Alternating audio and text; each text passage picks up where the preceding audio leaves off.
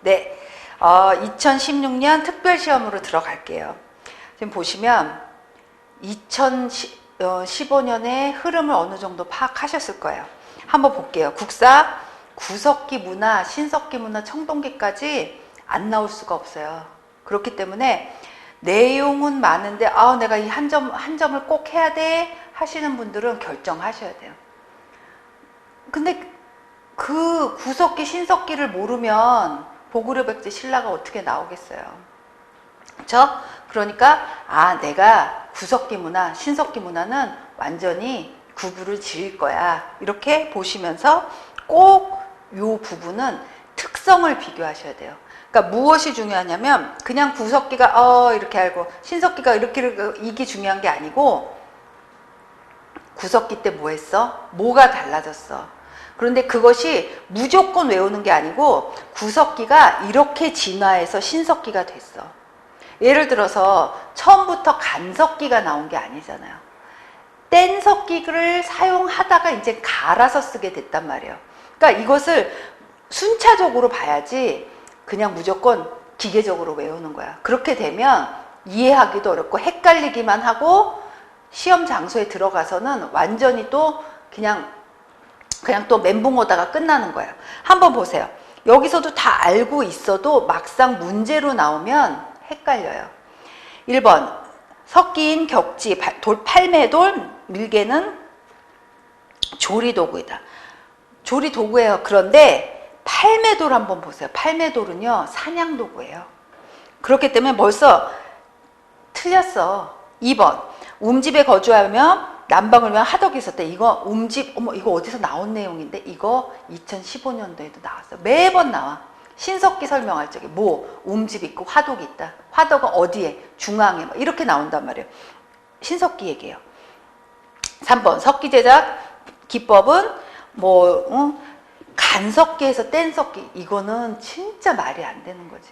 간석기가 어떻게 갈게 되겠어요? 간다는 건 그것이 무엇을 의미하냐면요. 뭘 갈았어요? 도토리 이런 것들 좀 딱딱한 그 재료들을 갈았어요. 왜? 예전에는 그냥 먹었어. 그러니까 소화도 안 되고 그러면 그런 시기를 뗀석기 시기를 지났기 때문에 사람들이 어떻게 돼요? 신석기 때는 신석기인들이 진화가 된 거예요. 진화가 되니까 지금 보니까 갈아서 먹으니까 소화도 잘 되고 일단 재료들을 도토리 같은 것들 있잖아요. 그걸 갈아서 아니면 그 갈기 전에 물에다가 떫은 맛을 담가 놓는 거야. 강가에 파갖고 물에 담가 놓고 떫은 맛을 다 우려낸 다음에 갈아서 나중에 저장하면 돼. 어디다? 톡이. 그러니까 그 정도까지 생각하기 위해서 그 오랜 시간이 갔던 거예요. 그렇기 때문에 조금만 공부를 하신 분들은 뗀하고 간의 차이를 아는 거죠. 4번 연천 저곡리 유적에서 주먹도끼 등의 유물이 출土. 이거 굉장히 이거 2015년에도 나왔었어요. 왜? 이거 또 나왔어. 그런데 또 나오는데 조금씩 내용이 달라. 다르다는 건 이 문제가 중요하기 때문에 앞으로도 또 조금씩 변형을 시켜서 문제가 나올 거야. 문제 자체가 변형이 되는 건 아니죠. 그런데 내용이 변형이 되는 게 아니고 문제를 안 넣었던 내용들을 조금씩 넣어가면서 변화를 주는 거예요. 하지만 이 문제의 본질은 달라지지 않아요. 구석기 시대의 특징, 신석기, 청동기, 철기 이렇게 가는 거예요. 1번의 답은 4번이에요. 2번 다음 유적지와 관련된 시대에 관한 설명으로 옳지 않은 거. 유적지 한번 보죠. 양양 오산리, 부산 동삼동, 부산 집탐리, 그 다음에 인천 소위도네. 신석기예요. 신석기. 그러면 신석기의 특징을 한번 보자고요. 1번 가락바퀴를 이용하여 고기잡이를 했다. 완전 맞았어. 왜? 가락바퀴 이용해갖고 금을 제작한 거예요. 그래서 의복과 금을 제작하면서 어떻게 돼요? 고기잡이도 했던 거예요. 2번 종교적인 필요에서 조개껍데기 가면이 이거 신석기 때는 가락바퀴는 제가 잘못 얘기했어요. 신석기 때 2, 3, 4번이 맞아요.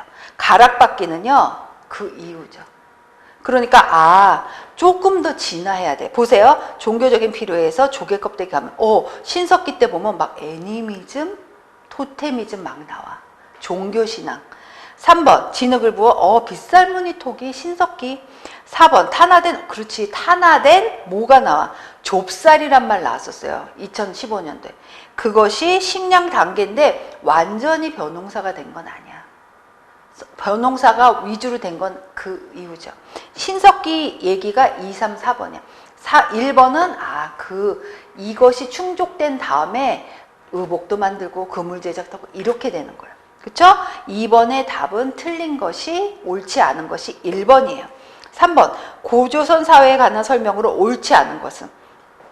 고조선, 그렇지, 순장, 형벌과 노비, 그쵸? 고조선 하면은 이미 계급이 발생했잖아요. 사유재산이 있는다는 것 자체가 하나의 증거야. 무슨 증거? 계급 발생. 사유재산 뭐야? 더 많은 사람, 예전에는 그냥 같이 먹고 살았어.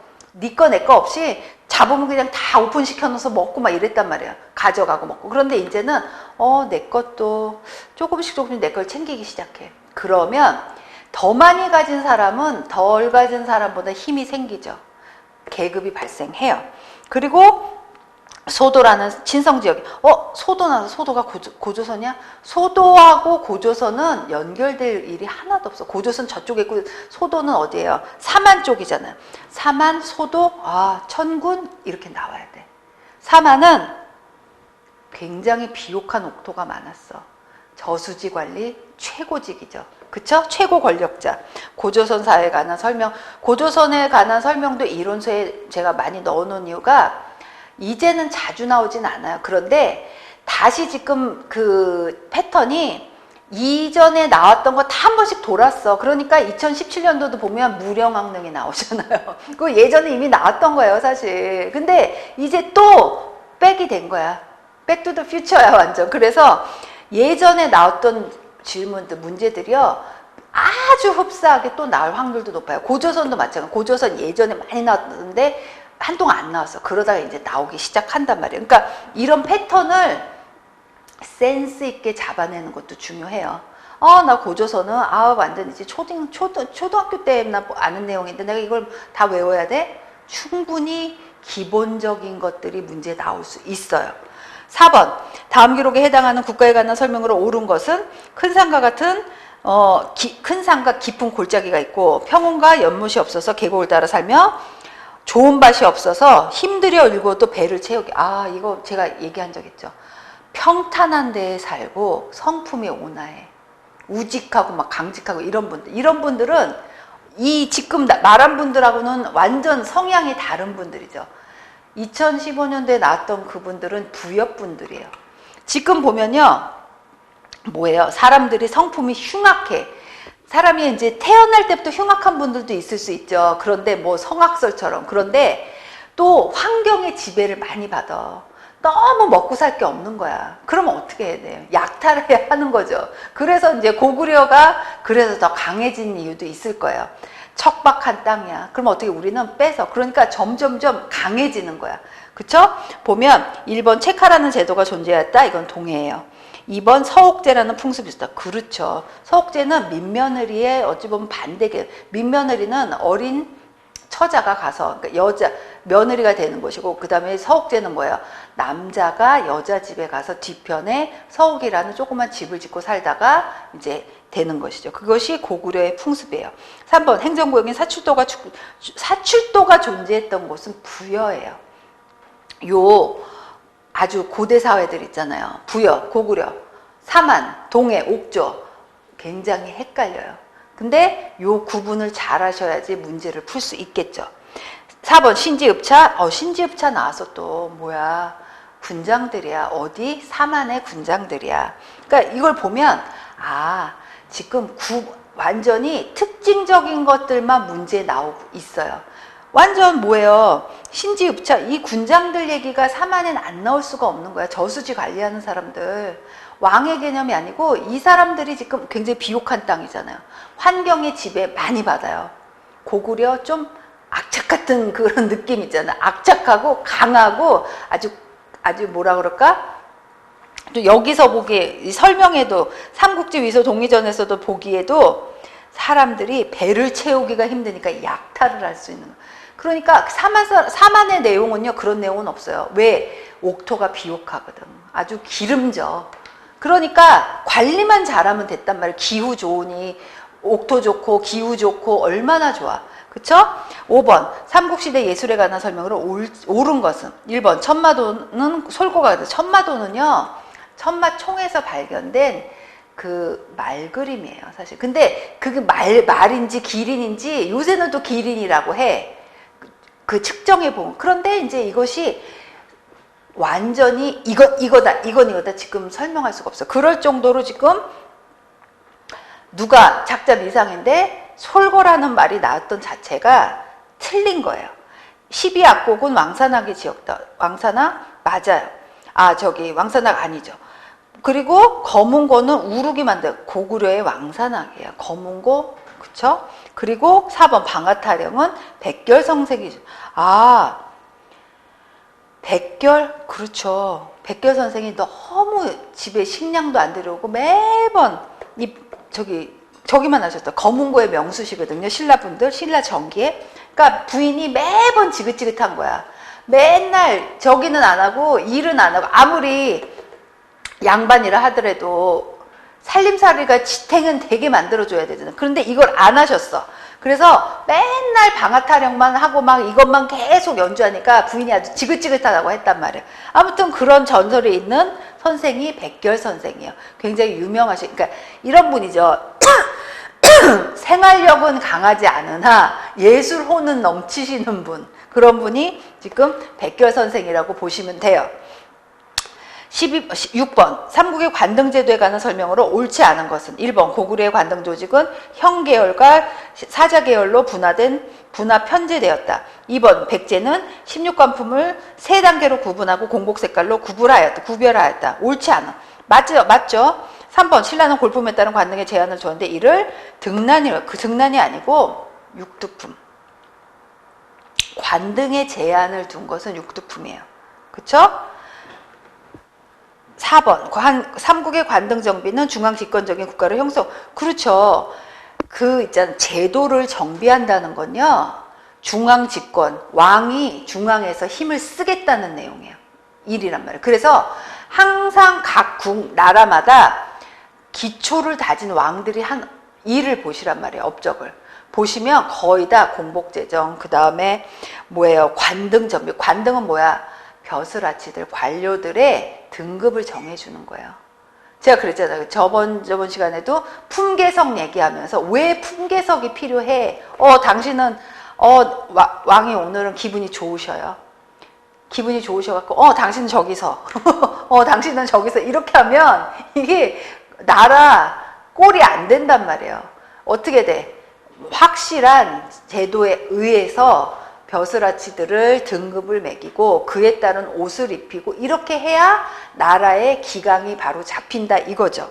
그래서 지금 옳지 않은 것 보면 3번이에요. 7번 6세기 중엽 관산성 전투에 관한 설명으로 옳은 것을 모두 관산성 하면요 정말 신라에는 기적의 전투고 백제는 정말 슬픔의 역사죠. 왜냐하면 관산성에서 모든 게 갈려져 버렸어. 신라의 운명이. 그런데 이것이 하루아침에 일어난 결과가 아니고요. 사실 신라의 진흥왕의 그 아주 전략적이고 집요하고 아주 치밀한 계획에 의해서 일어난 거예요. 진흥왕이 계속 백제가 뭘 하는지 보고 있었거든. 그쵸? 1번 보세요. 기억. 신라와 백제의 동맹이 깨졌어. 그쵸? 니은 백제의 공격에 김무력 장군이 전사했다. 관산선 전투에서는요 백제의 그 유명한 성왕이 전사하셨어요. 너무나 어이없게 아들이 잘하고 있나 가서 밤에 그냥 정말 신하 몇 데리고 밤에 고개를 넘다가 그냥 김무력 장군이 누구예요? 김유신의 할아버지의 군대에 잡혀서 정말 그 어이없게 비명 행사하셨어요. 그러니까 완전 나라의 운이 그래요. 참 아이러니한 게 막 잘하고 왔어. 그러다가 한 번의 실수로 모든 걸 다 잃어버렸어. 만약에 이때 관산성 전투에서 성왕이 전사하지 않았으면요 신라가 패권을 차지하지 못할 수도 있어요. 그럴 가능성이 굉장히 높죠. 한강이 어떻게 점유를 해? 저기를 성왕이 살고 있는데. 근데 참 이것이 운인지, 운을 만든 것도 지능왕의 실력이라고 할 수도 있죠. 그래서 아무튼 간에 성왕이 전사를 했어요. 그러면서 이제 급격하게 신라가 올라가는 계기가 되죠. 신라는 한강 하류 유역의 지역을 공고히 하게 되죠. 그렇죠. 신라 같은 경우는 신라의 염원이 뭐라고 했어요? 신라는 단 한 번도 중앙에 진출한 적이 없었어요. 진흥왕 전까지. 그냥 고구려한테 문물 받고 백제한테 치이고 맨날 가야랑 싸우고 막 맨날 외구에 침략 받고 이랬던 나라야. 왜냐면 변방에서 문화를 직접적으로 접할 수 있는 기회가 없었단 말이에요. 한강이 다 막혀버렸잖아요. 고구려 위에 있고 신라 있고 백제 있고 이러니까. 그러니까 이 신라의 염원은 변방에 이 지방분들이 올라오는 거야. 어디로? 한강으로 올라오는 거야. 그 염원을 이룬 분이 진흥왕이죠. 그렇죠? 그러셔서 7번에 기역 디귿이에요. 8번 고구려와 수당 전쟁 과정을 순서대로 바르게 나열한 것은 기역. 고구려 영량왕의 요소 지방 공격. 이건 598년이에요. 니은 연개 소문의 보장왕 옹립은 642년. 적어두세요. 을지문덕 장군의 살수대첩 승리는 612년이에요. 당태종의 안시성 공격은 645년. 그래서 답은 기역, 디귿, 니은, 리을이에요. 그러면 제가 특별히 설명 안 드릴게요. 이론서에서도 이미 다 했는데 아무튼 내가 여기서 잘 모르겠다 하면요. 뭘 보면 돼요? 요서지방 공격은 영량왕 위쪽 대야. 그러니까 무조건 1번이 돼야 되는 거예요. 여기 답도 보세요. 이 문제 보면은 기역이 맨 처음 나온 게 2개고 디귿이 맨 처음 나온 게 2개야. 그러면 이거 이제 눈치로라도 볼 수가 있는 거야. 을지문덕 장군이 먼저겠어요? 영량왕이 먼저겠어요? 그렇잖아요. 당연히 영량왕이 먼저뿐인 게 머릿속에 떠올라야죠. 그러면 답은 1번 아니면 2번인 거예요. 그렇잖아요. 만약에 이것을 정확히 옆에다가 연도를 못 적으시는 분들은요. 여기다가 어떻게 돼요? 유추하는 거야. 기억. 그래, 기억이 먼저야. 그러면 확률이 딱 올라가. 50% 50%로. 그러면 니은이 있고 다음이 디귿이에요. 그러면 니은 보세요. 니은 같은 경우는 연개소문이 나왔어. 을지문덕이 나오고. 그러면 보세요. 을지문덕은요. 연개소문 전이에요. 그렇잖아요. 그렇기 때문에 을지문덕 같은 경우는 살수대첩이 먼저고 그 다음에 연개소문이 보장왕을 옹립하고 그 다음에 뭐예요? 당나라와 전쟁을 치룬 거란 말이에요. 내가 정확하게 연도를 아는 게 제일 중요하죠. 그게 얼마나 좋아요. 그럼 너무 편하잖아. 이런 막 그 경우의 수를 우리 맨날 어느 축구대회 무슨 올림픽 나올 때 경우의 수 찾느라고 그것 좀 안 했으면 좋겠다 막 다들 난리잖아. 근데 이 문제에서도 마찬가지예요. 그냥 옆에 연수만 적을 수 있어도 얼마나 좋아. 근데 그렇지 못할 경우에는 우리는 이 4개 사지선다 문제를 활용하자 이거예요. 벌써 그것만 잘 알아도 지금 확률이 50대 50이 돼버렸어. 그 중에서 또 고를 수 있어요. 그러니까 그닥 아름답지 못한 방법이긴 하나 이런 방법도 여러분의 실력이고 능력일 수 있다는 거예요. 그쵸? 다음 페이지 9번. 통일신라의 지방행정에 관한 설명으로 옳은 것은요. 아, 옳은 것이구나. 1번. 정복한 국가의 귀족들을 소경으로 이주시켜 감시하였다. 그쵸? 소경하면은 오소경인데 오소경은 지금으로 보면 뭐 아주 똑같진 않지만 좀 광역시의 개념. 그 다음에 2번 지방간 감찰을 위해 관리를 파견하는 상수리 제도를 실시하였다. 이건 뭐예요? 상수리 제도가 아니고 고려의 기인 제도죠. 지방간 감찰 이거는 이런 거는 없었죠 아직은. 3번 행정적 기능보다 군사적 기능을 강화하여 전국을 구주로 나눴다. 근데 물론 통일신라가 구주로 나누긴 했어요. 허나 보세요. 이미 통일신라는 통일을 했잖아요. 그렇기 때문에 지금 백제, 후백제, 그 다음에 후고구려 뭐 다 지금 후고구려는 아니고 다 통일을 했어. 후고구려도 했고, 그렇죠? 후고구려가 했는데, 통일을 한 사람이 상식적으로 군사적 기능을 강화해야 할 이유는 크게 많지 않다는 거예요. 그러면 그 많은 유민들 있잖아요. 고구려 유민들, 백제 유민들을 하나로 묶으려면 행정적 기능이 더 중요하지 않겠어요? 상식적으로. 그렇기 때문에 여기, 그리고요, 문제가 벌써 냄새가 나. 일단 꼬아서 말하고 있잖아요. 행정적 기능보다 군사적 기능, 이거 벌써 냄새가 나는 문제인 거야. 그렇지 않기 때문에 일부러 나 틀린 거야 하고 말하는 거예요. 이 문제 자체가. 그렇기 때문에 행정적보다는 군사적 기능보다는 행정적 기능을 강화하여 전국을 구주로 나눴겠죠.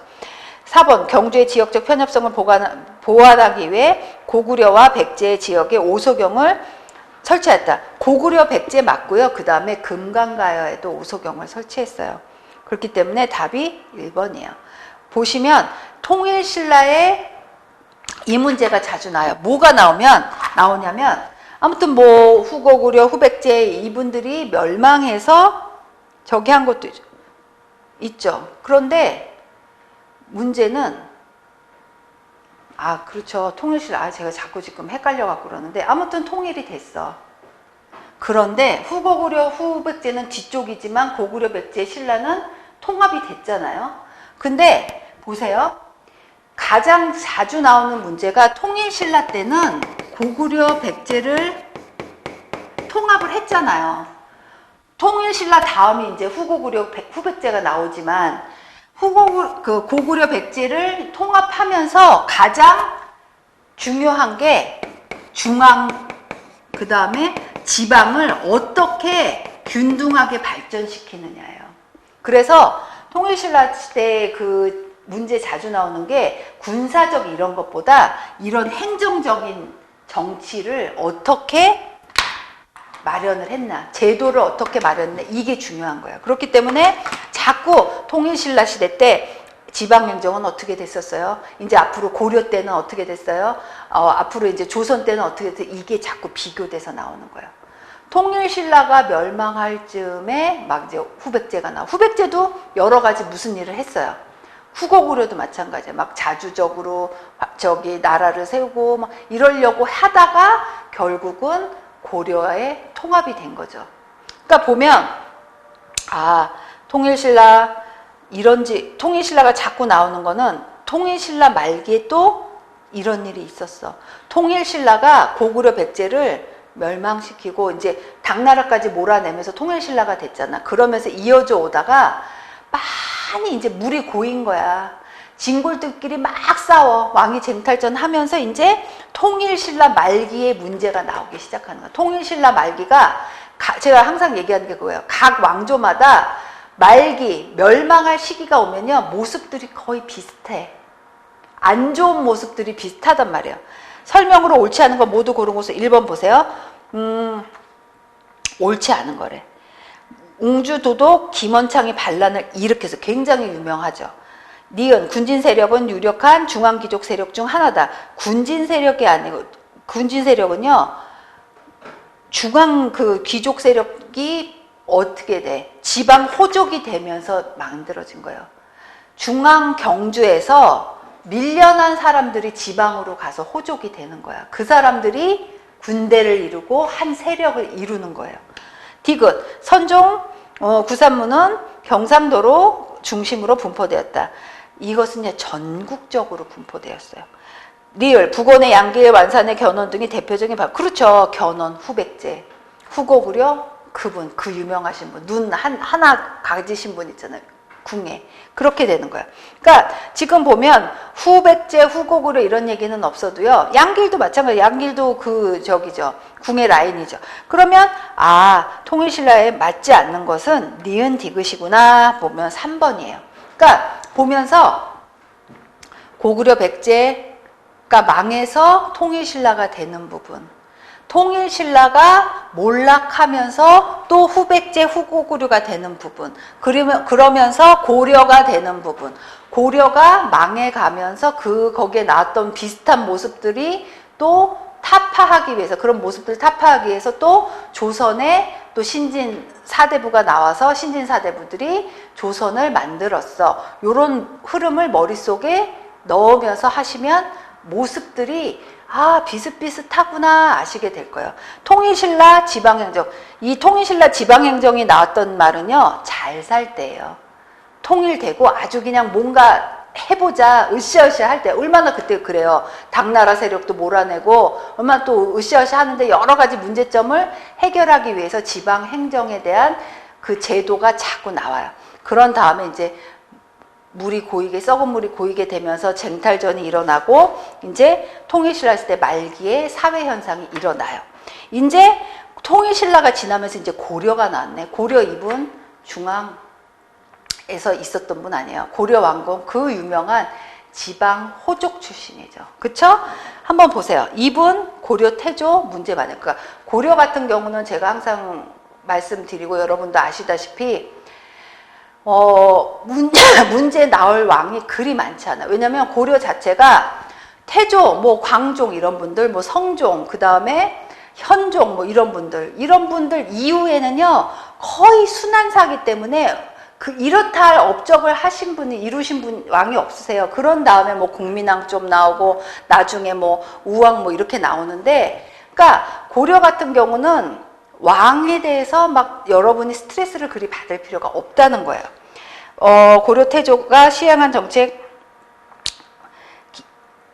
기역, 지방호족의 자제를 뽑아 인질로 개경에 머물게 했다. 이것이 기인제도죠.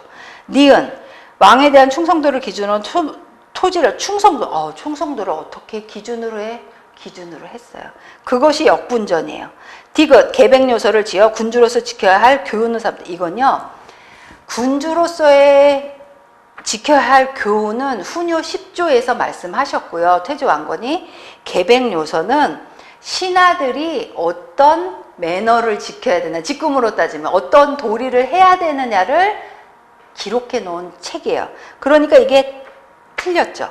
리을, 신라 경순왕이 기순해서 오자 그를 경주에 사신가 놓. 그렇죠. 그래서 이제 이 경순왕은 비운의 왕이기도 하지만 논란의 여지가 있는 많은 분이시죠. 왕이죠. 왜냐면 예전에는 경순왕은 좀 비겁한 약자인 그런 분 이미지였어요. 왜냐면 어떻게 싸워보지도 않고 고려 태조 왕건한테 저 나라를 바쳐? 또 이렇게 말씀하신 분. 예전에는 그런 의식이 많았죠. 그런데 지금은 또 뭐야?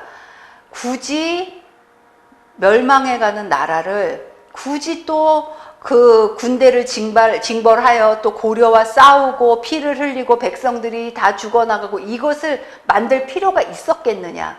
그러니까 이게 어려운 문제인 거야. 뭐가 옳다 그르다는 사실 완전히 막 주장할 수 없는 문제가 이런 거야. 그렇잖아요. 그러면 계란으로 바위를 치려고 경순왕이 그냥 끝까지, 그러니까 그의 아들인 마이태자는 어때요? 아버지의 그것을 이제 이해하지 못하고 용납하지 못해서 금강산으로 그 마이태자가 올라가셨잖아요. 그러니까 그게 뭐야? 그러니까 그 역사는요, 평가가 참 어려워. 한 예로 이제 여러분 보시면 이런 거 있잖아요. 흥부가 무조건 좋은 사람이에요. 현대에는 놀부는 무조건 나쁜 사람이고, 또 이런 얘기 많잖아요. 아니, 놀부는 열심히 해서 부자인데 흥부는 왜 그렇게 애를 많이 낳아갖고 애만 많이 낳아서 그렇게 형한테 맨날 뭐를 그렇게 그냥 구걸하러 가고 그게 옳은 거야 막 이렇게 말씀하시는 분도 있죠. 그러니까 예전에는 무조건 착하고 복을 받아야 될 분이 흥부였단 말이야. 근데 또 지금 세대는 흥부 좀 너무하지 않아? 너무 양심이 없지 않아? 또 이렇게 말할 수도 있는 거예요. 그러니까 이것이 완전히 옳고 완전히 그르고 이렇게 판단하기엔 참 어려운 가치 판단의 시대가 온 것 같단 말이에요. 아무튼 간에 요건 이제 하나의 에피소드로 보시면 되고, 이때 보면 태조 이분이 참 대단하신 분이에요. 아무튼 간에 답은 11번에 2번이에요. 12번 고려의 경제제도에 관한 설명으로 옳지 않은 것은 1번 한인전은 육두품위와 관리의 자제에게 지급하였다. 2번 국가재정 확충을 위하여 소금 전매제를 시행하였다. 그렇죠. 그리고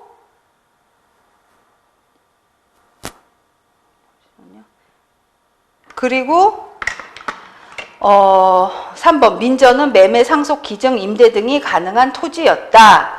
그리고 다 옳네요. 그리고 4번 양계의 조세는 13개 조청에 의해서 개경으로 운송되었다. 그쵸. 양계는 5도 양계예요. 그런데 양계는 중앙에 힘이 미치지 않는 곳이야. 그러니까 어떻게 해야 돼? 중앙에서는 고려 같은 경우는 그래, 니들끼리 거기서 나오는 그 수입은 니들끼리 해결해서 니들끼리 해갖고 살아. 이렇게 되는 거야. 왜냐면 이게 멀기도 하고, 뭐 함경도 이런 데잖아요.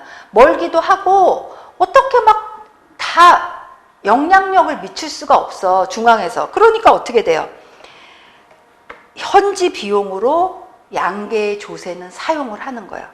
왜냐면 그렇게 해서 니들끼리 알아서 잘 먹고 살아. 잘 문제 일으키지 말고 잘 원활하게 이렇게 된 거죠. 그리고 조세를 운반하기도 쉽지 않아요. 그쪽에 양계 쪽에 있는 분들. 그러니까 고려는 특징이 그거예요. 뭐 경제나 뭐 여러 가지 지방 행정 그 관리 체계도 뭐냐면 모든 중앙의 영향력이 모든 지역에 미치지 않았어요. 그것이 조선과의 차이예요. 조선은 제가 이제 저번 시간에 얘기한 것처럼 관찰사, 수령들을 파견해서 중앙의 힘이 다 미친 편이었어요. 그런데 고려는 그게 아직은 이루어지지 않은 거예요. 그러니까 아직은 국가의 발전이 조선만큼 고려는 이루어지지 않았다는 거예요. 그러니까 그것도 하나의 척도가 될 수 있죠. 13번 고려시대의 대간제도와 관련 있는 제도는 대간은 뭐예요? 서경, 간쟁, 봉박이에요. 서경, 간쟁, 봉 이거 해설서에 넣어놨어요. 이론서에 아주 많이 넣어놨어요. 대간과 관련 있는 것은요. 어사대예요. 대간제도는요. 어사대와 중서문화상의 낭사로 구분되죠. 중추원, 도병마사, 동령부. 대간제도 하면 어사대가 쫙 나와야 돼. 제가 일일이 다 설명은 안 드리지만 대간제도 하면 어사대가 딱 머릿속에 이제 나와야 해요. 14번 고려 무신집권기에 설치된 기구에 관한 설명으로 옳지 않은 것은 옳지 않대. 무신집권기구예요. 무신집권기에 제도들 있죠. 뭐 예술품들, 요런 문제들 자주 나와요. 왜냐하면 그때 아주 여러 가지 문화 활동이 왕성하게 이루어졌어. 강화도, 천도 해서. 그렇잖아요. 그러면서 아주 그 무신집권기인데 그냥 그 혼란기이면서도 또 한편에서는 막 침략을 받고 이런 상태에서도 여러 예술혼이 피어 올랐어요. 일단 1번 대장경을 간행하기 위해 교정도금을 설치해. 대장경이 아니죠. 속장경이죠. 그쵸? 속장경. 2번 사병기관인 도방을 설치하여 신변을 보호하다. 도방이 나오잖아요. 그러면 한 분이 떠올라야 돼요. 누구? 경대승. 3번 문인들의 전문적인 지식을 활용하기 위해 서방을 설치한 분은 최우죠. 4번 반대 세력을 제거하고 비위를 감찰하기 위하여 교정도감을 설치했다. 여러분 그거 구분하시는 거 아시죠? 교장도감, 교정도감. 그쵸? 4번의 2분은 최충원이에요. 15번 조선전기 통치제도와 체제 정비와 관련된 사실을 순서대로 바르게 나누고. 그렇구나. 호패법 조선전기예요. 제가 말씀드린 그거네요. 조선전기와 조선 후기로 나누는 거. 조선 전기 때는 아무래도 조선이라는 왕조, 나라의 체제, 기틀을 마련할 때요. 호패법 같은 경우는 그 무서우시고 유명하신 그쵸? 태종, 직전법, 세조, 그 다음에 지편전은 지편전은 너무 세종이에요. 그러니까 이를 보면요. 직전법 너무 헷갈려 이러면 저 같으면 이러겠어. 호패법 하면은 태종이 떠오르잖아요. 지편전 하면은 세조가 떠올라요.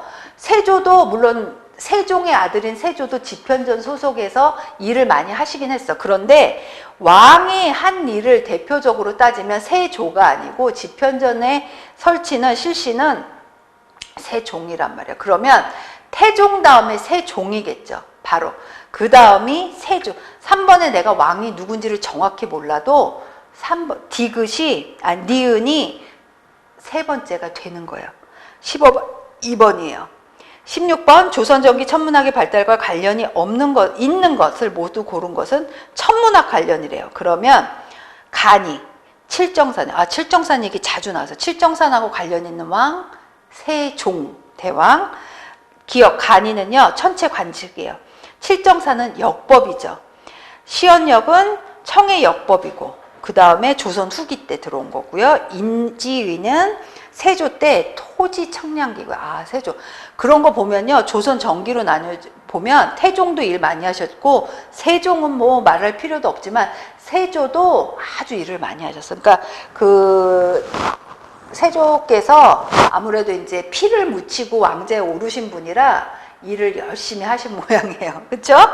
그래서 16번의 답은 1번. 17번 조선시대 공납의 폐단을 해결하기 위해 제시된 방안으로 옳은 것을 모두 골랐대. 공납의 폐단 여기 보면요 지금 보시지만 문제들이 보면요 그 시대에 꼭 문제로 내야 할 문제들이 아주 잘 나오고 있어요. 중요한 것들 통치제도 통일신라 그 다음에 통치제도인데 통일신라의 멸망 고려 초기 왕건의 이야기, 그 다음에 고려 무신집권 때, 무신시대 때 얘기, 그 다음에 조선전기 통치 너무나 완벽하게요. 그 시대별 중에 시대 중에 가장 중요하고 핵심적인 것만 문제로 나오고 있어요. 그러니까 얼마나 문제가 기본적이면서도 핵심적이냐 말이에요. 그쵸? 그러셔서 조선 이게 공납의 패다 얼마나 진짜 이것 때문에 조선 후기는 거의 이것 때문에 세월이 다 갔어. 이거 처리하느라고. 그쵸? 계속 법이 바뀌고 막 이랬단 말이에요. 폐단을 막게 공납의 폐단은 뭘로 공납을 했어요? 대부분 쌀이죠. 그러니까 여러 가지 막 그 특산물로 하니까 너무 문제점이 많은 거예요. 그렇기 때문에 뭐로 하자는 거예요? 쌀로 하자는 거예요. 쌀로 하자는 거예요. 공납 세금을 바치자는 게 수미법, 디귿이요. 그 다음에 대동법에 대동법은 뭐예요? 세금을 쌀, 배, 화폐 이런 걸로 하자는 거예요. 그러니까 공납의 폐단은 뭐냐면 공납이 막 그 특산물들 여러 가지 막 넣는데 특산물이요 특히나 그것이 예전에 얼마나 그 처리 과정도 없잖아요. 그러니까 막 그 특산물도 흉년이 되면 안 나와. 잘 안 만들어져. 심어도. 그러고 난데 없는 걸 또 해서 올렸어. 근데 또 오는 군에 올라가는 중에 그냥 다 썩고 그냥 손상이 된다면. 그러니까 어떻게 돼? 폐단이 많아. 그것 때문에 사람들이 노비가 되고 막 그 중간에 또 그걸 또 막말로 떼어 먹는 사람들도 있고 막 폐단이 많으니까 공납의 폐단을 막기 위해서 이제는 뭐해? 쌀로 수미법이 나오고 대동법이 나오고 이랬단 말이에요. 그러니까 이거 보면요. 법이 바뀌는 건 좋으면 바뀔 리가 없어요. 문제가 생기니까 바뀔 확률이 거의 100%라는 거예요. 그쵸? 물론 이제 더 좋게 하려고 바뀌는 법도 있지만 특히 조선 때 보면요. 이 문제점이 굉장히 심각해요. 18번 조선시대 중인 신분에 해당하는 거. 중인 중요하죠. 조선시대 때. 왜냐면 이제 서열이 파괴됐어. 계급 파괴 얘기가 나온 거야. 신분에 해당하지 않는 것은 1번 향리. 향리는요. 지방 아전이에요. 역관은 아시다시피 통역관. 3번 도고는 독점적인 도매상인. 도매상인 뭐예요? 물건을 한꺼번에 그냥 다 아주 싸게 많이 갖고 있는 거. 그래서 그 사람들이 그것으로 힘을 쓰는 것이죠. 그래서 독점적, 그 다음에 서리는 중앙 하급 관리를 말해요. 그러면 중인 신분에 해당하지 않는 사람은 도고겠죠. 그쵸? 이분들 보세요. 향리, 역관 그래도 서리라도 되려면 아무리 막 중앙에 높은 관직, 종에 있는 관직, 관료는 아니더라도 그래도 중인 신분 정도는 해야 되지 않겠어요? 19번 다음에 해당하는 국왕의 업적으로 옳은 것은 보면요. 1789년 아버지인 사도세자의 아버지인 사도세자 나오면 그냥 나와야 돼. 정조, 수원읍성 나오고 그 다음에 화성부라고 그러다 다 나왔어요. 그러면 이미요. 뭐가 나와야 돼? 장용령 설치, 정조의 업적이야. 그쵸? 별기군 설치는 고종이시죠. 그리고 금이영 설치는 숙종.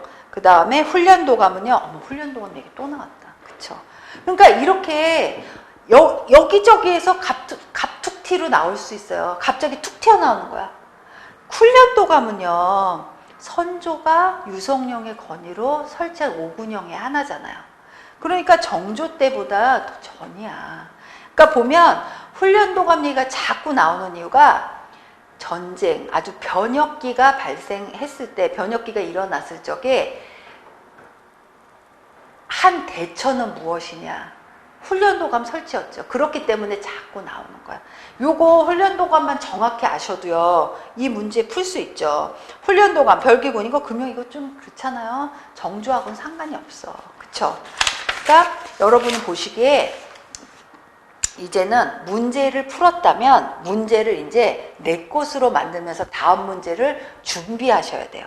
20번 조선 후기 상품 화폐 경제 발달에 관한 설명으로 옳지 않은 것은 옳지 않았대. 그러면 3개는 맞고 하나는 틀렸다는 말이죠.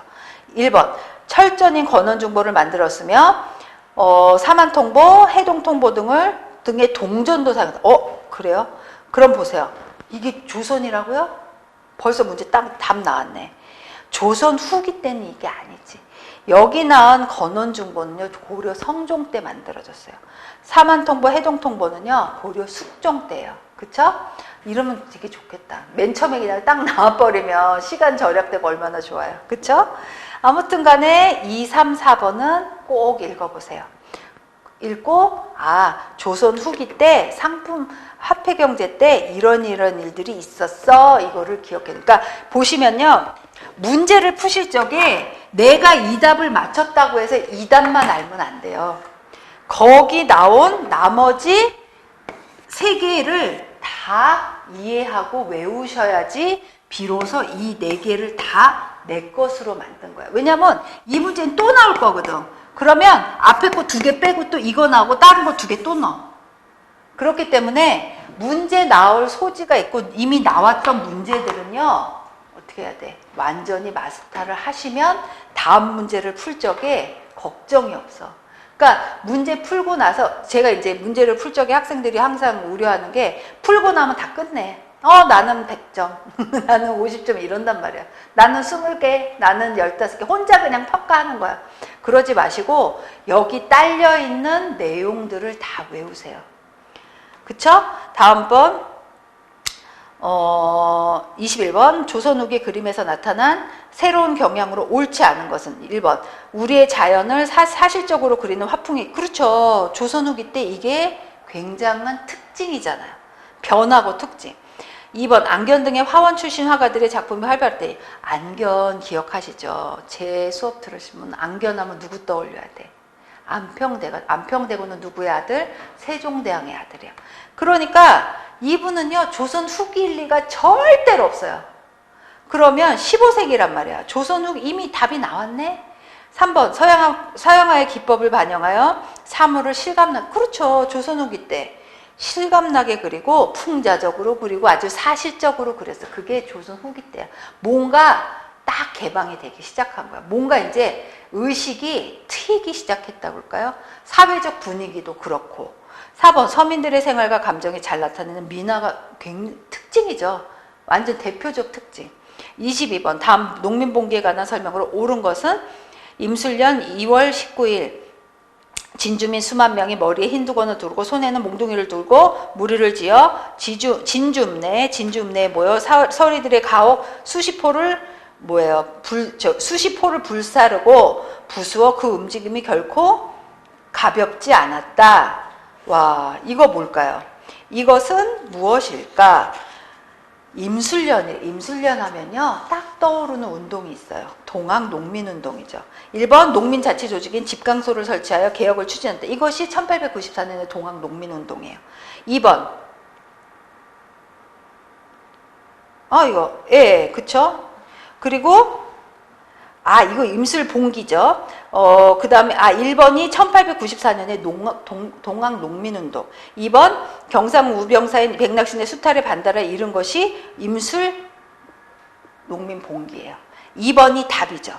그리고 3번 만적 등 천민의 신문해방운동을 촉진하는 요인이 되는 것은 이건 뭐예요? 무신집권기. 이 만적이란 분이 노비였잖아요. 그쵸? 그 최씨 무신정권에.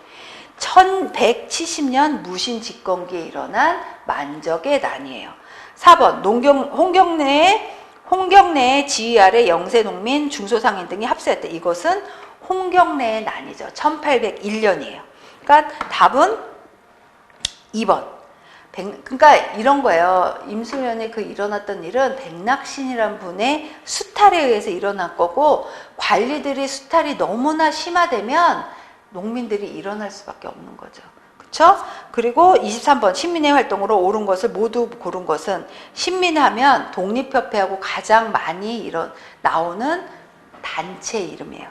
보시면 기역 만민공동회, 그 다음에 연통제, 만민공동회 하면 어떤 협회 이미 나왔었는데 독립협회, 니은 연통제가 딱 나오면 대한민국 상해 임시정부, 디귿 대성학교 설립, 그 다음에 독립군 기지 설립, 이것이 신민의 활동이에요. 그러니까 그 대표적인 단체들 있잖아요. 그 단체들은 좀 공부해 두시는 게 좋죠. 제가 저번 시간에 얘기했듯이 한 10개 내외예요. 그러니까 저는 죽어도 몇십 개는 못 이겨서 몇십 개 있어요. 그런데 대표적인 단체만이라도 한 10개 미만으로 알아두시면 나올 그 단체들이 사실은 정해져 있어요. 그 부분, 꼭 독립협회에 대한 얘기가 아니더라도 독립협회의 내용이 한 일이 다른 협회하고 같이 겹쳐져서 나올 수도 있단 말이에요. 그러니까 꼭 요 협회들은, 단체들은 기억을 해두시고 암기하는 게 좋겠죠. 24번 밀립대학 설립 시 밀립대학 설립 운동이 시작된 시기에 해당하는 일제 통치 정책으로 옳은 것이 나와요. 1번 창씨개명은요, 이 밀립대학은 1922년도쯤의 일이거든요. 그러니까 20년대 일이죠. 창씨개명을 강요한 거는 1930년에서 40년대. 이게 이제 민족 말살 통치 때예요. 헌병경찰제 같은 경우는 1910년에 무단 통치 때요. 요거 이론서에 뭐 무단 통치, 그 다음에 뭐 경찰 통치, 그 다음에 무슨 경찰제, 그 다음에 또 민족 말살 통치, 문화 정치, 그 문화 정치는 그 전으로 가죠. 보면 무단 통치에 있어서 그 다음에 무슨 통치로 가, 이렇게 되는 거예요. 제가 이제 그걸 다 일일이 설명은 안 하지만 아무튼 간에 2번 헌병경찰제는 아주 무력으로, 그래서 무단 통치제라고 해요. 1910년도. 3번 산미증상계획을 실시했다. 이것이 1920년도 일이에요. 4번 한국신민화 정책을 실시했다. 이것은 1930년에서 1940년도 정도. 한국신민화 나오고 하면 민족 말살 통치 때 이렇게 봐야 되는 거죠. 그러니까 3.1 운동을 기점으로 해서 팍 터져요. 여러 가지 일들이 일어나죠. 25번 광복 직후 정부 수립을 위한 활동을 순서대로 바르게 나열한 거. 순서대로 하면요, 이거는 할 수 없어요. 외우셔야 돼요. 순서대로 하면 3번이에요. 답. 니은 디귿 기역인데, 니은 조선건국준비위원회 결성은 1945년 8월. 그 다음에 디귿 신탁통치 반대 국민총동원위원회 결성은 1945년 12월이에요. 그러면 남북협상회의 개최는 1948년 4월이에요. 근데 이제 남북협상회의는 사실 실패로 돌아갔죠. 그렇기 때문에 협상이 결렬되면서 남북으로 이제 완전히 나누어지게 되죠. 끝에까지 보면, 보세요. 지금 뒤쪽 있잖아요. 완전히 일제 통치 때부터 광복까지 얘기가 거의 한 3-4문제가 나와요. 그러니까 그러면 교수님 뒤쪽에 그 현세 근대로 나눠지는 부분들 있잖아요. 이걸 어떻게 공부해야 될까요? 하면 제가 이제 그 말씀을 드려요. 공부는 당연히 해야 되고 적어도 문제가 3-4문제, 아니면 어떤 경우에는 더 많을 경우는 4-5문제도 나옵니다. 말씀드리거든요. 그러니까 그렇기 때문에 뒤쪽도 소홀하시면 안 돼요. 잘 보시면서 너무 걱정 안 하실 부분이, 나올 부분이 딱 보여요. 아까 말한 그 다음에 그 단체들, 그 다음에 항일 독립단체들, 독립운동 단체들이 한 일들, 그 다음에 이런 통치기 각각 나눠지잖아요. 헌병경찰체, 그 다음에 문화통치, 문화통치가 진짜 문화통치가 아니잖아. 그리고 민족 말살기로 들어가고 완전 뭐 병참기지화하고 막 이런 일들이 일어나면서 광복이 되고, 광복이 되면서 이제 나누어지는 과정 속에 여러 가지 회담이 있고, 그 다음에 여러 가지 협상이 실패하고 막 그 혼란기를 겪으면서 결국은 남과 북으로 나누어지고, 그 다음에 이제 경제 발전이 이루어지고 뭐 여러 가지 단일 정부가 설립되고 뭐 이렇게 되는 거예요. 그 흐름을 잘 보시면 돼요. 그렇죠? 그리고 1교시 제2과목인 관광자원 해설로 들어갈게요. 보면 자원 같은 경우 이제 설명 안 해도 돼요. 무엇이 중요한가 너무 걱정하지 마시고요. 여러분이 이미 알고 있어요. 먼저 그렇잖아. 뭘 알고 있어? 어디서 나올지. 무서워요. 지긋지긋해요. 아니면 지겨워요. 아니면 이걸 어떻게 하죠? 막 겁시나 이런 분들. 나올 때 뻔해요. 온천, 해수욕장, 동굴, 그쵸? 그 다음에 또 뭐 있을까요? 마을, 그쵸? 그래서 한번 보세요. 천연기념물로 지정된 동굴을 모두 고른 것은 답 얘기할게요. 1번에 기역 니은이에요. 기역 니은 보면 제주 만장굴하면요. 김영사굴과 및 만장굴이 같이 나요. 그 같이 연결됐어요. 그리고 익산 천호동굴은 177호, 만장굴은 98호예요. 그리고 태백 용영굴은 강원도 기념물 39호예요.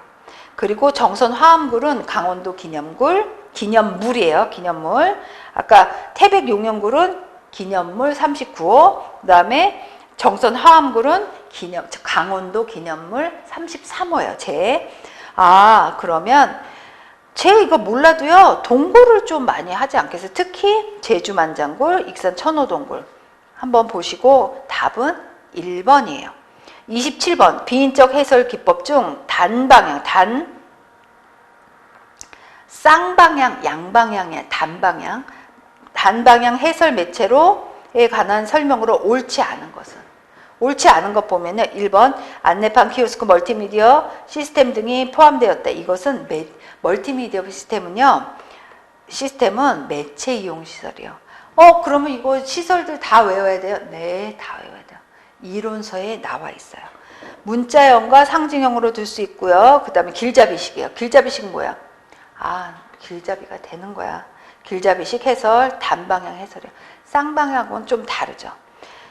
3번 이용자의 선호에 따라 취사 선택이 가능. 길잡이식이니까. 그리고 이용자의 정보 해독 능력에 따른 학습. 그렇죠. 그러니까 이런 것도 중요해요. 사실 자원 해설 중에서요. 어떤 분, 듣는 분한테는, 관람객한테는 요 말을 했는데도 저것까지 알아듣는 분이 계세요. 근데 이분은 계속 똑같은 말을, 설명을 해도 잘 못 알아듣는 경우도 있어요. 그건 뭐냐면 이해도가 달라서요. 그러니까 이용자의 정보 해독 능력에 따라 다른 학습 효과를 낼 수 있는 게 이 길잡이식인 거예요.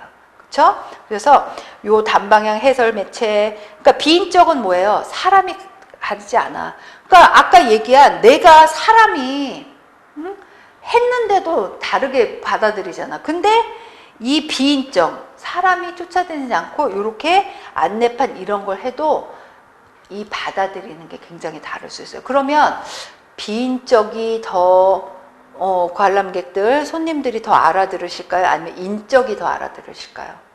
그거는 잘 모르겠어요. 그런데 아무래도 사람이, 안내사가 같이 동행하는 경우, 이 해설하는 경우에 조금 더 이해도가 높지 않을까는 싶죠. 그리고 좀 더 쌍방향이 될 수도 있고, 아무튼 간에 이런 비인적, 인적 해설 기법을 좀 알아두시는 게 꼭 관광자원 해설 첫 1, 2번, 3번 정도까지는 꼭 나와요.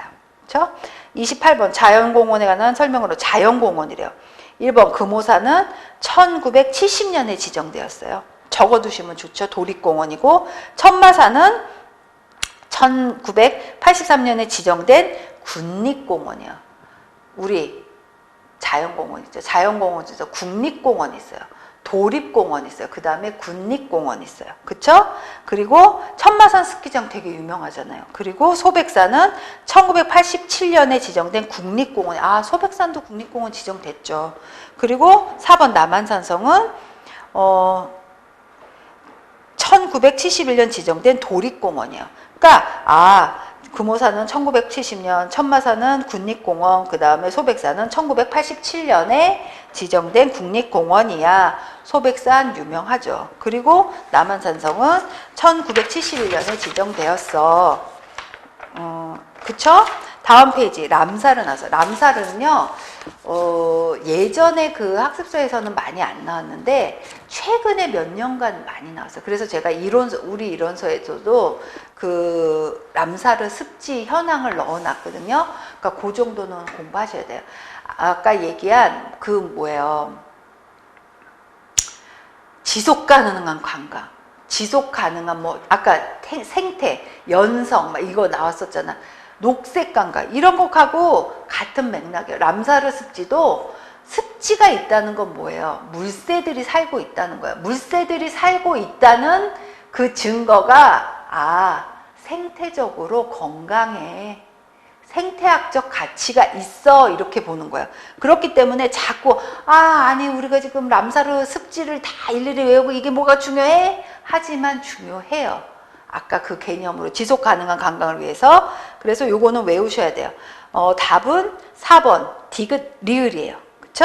그리고 이거는 제가 막 이거는요 장도습지는요 뭐 어떻고 이렇게까지는 우리가 알 필요는 없어. 하지만 람사르 습지 목록에 등재된 우리나라의 지역은 장소는 어느 정도는 아셔야 돼요. 외우셔야 돼요. 30번 지역과 해수욕장의 연결이 옳지 않은 것은 1번 전라북도는 격포, 인천은 한하계, 그 다음에 경상남도 춘장대. 춘장대 해수욕장은요 충청남도 서천군에 있어요. 답은 3번. 그 다음에 경상북도의 구룡포 해수욕장 굉장히 유명하잖아요. 이거 전 시간에도 문제 나왔던 것 같은데요. 31번 관광진흥법에 의해서 지정된 관광특구가 아닌 것은 송탄, 관광특구도요 이론서에 넣어놨어요. 관광특구 보면 송탄, 잠실, 북옥온천. 근데 보면 헷갈리면 북옥온천은 관광특구 같지 않아요? 온천. 그리고 잠실 같은 경우도 그런데 송탄은 조금 헷갈려. 그런데 결정적으로 공주시 백제문화유산 나오면 벌써 게임 끝났어. 관광특구가 공주는요 완전 선비도 고장이고 완전 백제 유물이 있는 유적 그 도성이었는데 관광특구가 되긴 조금 뉘앙스가 안 맞지 않아요? 캐릭터가. 그렇잖아. 그러니까 여기는 뭔데? 기억 뭐였지? 하는 기억하시는 분 있을 거야. 백제 역사 문화재 유네스코 문화유산으로 지정된 곳이 중에 하나가 이 백제 문화지구죠. 그러니까 내가 정확히 관광특구가 어디인지를 모르더라도 이 문제 안에서 충분히 맞출 수가 있다는 거예요. 그러니까 끝까지 포기하지 마세요. 누구나 다 기회는 아직 열려 있어요. 시험 그 벨이 울리기 전까지는. 여러분이 공부했던 걸 여기서 내가 진짜 딱 봐서 딱 정답이 안 떠올랐어. 하지만 이러이러한 걸로 이렇게 시간 많이 들이지 않고 빨리 유추해 보니까 요게 맞아. 이런 문제들이 많아져야 돼요. 그리고 그것들이 쌓이면서 이제는 정확히 알게 되는 거지. 이것이 맞추게 되는 방법을 여러분이 깨우치게 돼야 돼요. 32번. 국가지질문화공원으로, 지질공원으로 지질공원도요, 자주 문제 나와요. 그러니까, 그거 보시고, 특히 기출문제 제가 해설서에 국가지질공원을 지금 넣어놨거든요. 그러니까 그거 외우세요. 보면, 국가지질공원으로 지정된 곳은요, 부산, 청송, 강원 평화지역이고요, 제주도, 울릉도, 그 다음에 무등산권, 그 다음에 한탄, 임진강 등이 그 국가지질공원으로 지정됐어요. 요거 한번 보시면서 외우세요. 그러니까 국립공원, 도립공원 이런 거는 매번 나왔었잖아요. 그러니까 이제는 무슨 새로 지정된 곳만 나오면 그것이 문제 나올 확률이 높은 거야. 그러니까 그 중에 하나가 이 지질공원이에요. 그리고 33번 관광 농원에 관한 설명으로 옳지 않은 것은 농업인의 소득 등재를 위해 도모하는 사업. 그렇죠. 아니 농한기에 무엇을 하겠냐고요. 그 지방을 살려야 돼. 그 지역을 살리려면 어때요? 농업인의 소득 증대를 도모하는 어떤 사업이 일으켜져야 되는 거예요. 관광 농원도 그거죠. 우리 무슨 뭐 아빠들하고 같이 보내는 프로그램들 많잖아요. 그래서 그 날 뜨뜻해지고 이러면 농원 많이 가세요. 그래서 뭐 딸기도 직접 따서 거기서 이제 뭐야 따서 딸기잼도 만들고 그걸로다가 뭐 먹기도 하고 본인 것도 가져가고 뭐 이것도 하나의 1, 2, 3차가 다 1, 2, 3차 산업이 다 결합된 그 곳이 이 관광 농원이죠. 그래서 숙박시설은 설치없어요. 아니에요. 관광농원에 그 제가 해설서에도 넣어놨는데 숙박, 휴양, 영농, 체험시설 다 넣을 수 있어요. 그렇죠? 사업 규모는 10만 제곱미터 미만이어야 한다. 농촌의 쾌적한 자연환경과 전통문화 등을 농촌체험 관광자원으로 개발하는 사업이다. 관광농원으로 옳지 않은 것은 여기서도 조금 냄새가 나지 않아요? 조금 뉘앙스가 숙박시설은 설치할 수 없대. 조금 그렇지 않을까? 그러니까 여러분이 이제 막 답을 여러 번 보면서 문제를 풀면서 좀 느껴보세요. 그쵸? 34번 유네스코 인류 무형유산의 등재에 된 순서로 바르게 연결된 것, 나열한 것. 1번 보면요. 한번 쭉쭉 보세요. 제가 요거 관광솔레부터 다 해드릴 수는 없고요. 3번에 남사당놀이, 대목장, 한산 모시짜기, 그 다음에 농악이 나와요. 남사당놀이는 2009년, 대목장은 2010년, 그 다음에 한산 모시짜기 2011년, 그 다음에 농악이 좀 최근이에요. 그쵸? 그래서 2014년 이것이 인류 무형 유산이에요. 그러니까 여러분 보시면서 아 이렇게 등재 앞으로도 또 뒤쪽에 또 있죠. 인류 가장 최근에 지정된 인류 무형 유산 중에 하나가 해녀 문화잖아요. 해녀분들 그쵸? 그러니까 요것도 유네스코 문화유산 등재 순서대로 꼭 외우셔야 하고 그래서 제가 일부러 연도를 꼭 넣어놔요. 지정된 등재된 연도를. 그리고 또 국립공원도 지정된 대로 외우셔야 돼요. 굉장히 중요해요. 우리가 도립공원까지는 못 외우더라도 막 다 순서대로 너무나 완벽하게 못 외우더라도 그래도 국립공원 지정 순서, 유네스코 문화유산 지정 순서, 그리고 뭐 각 국보, 보물, 천연기념물, 그 다음에 명승지, 사조 이런 것 등의 앞쪽은 거의 다 외우셔야 해요. 잠깐 쉬고 할게요.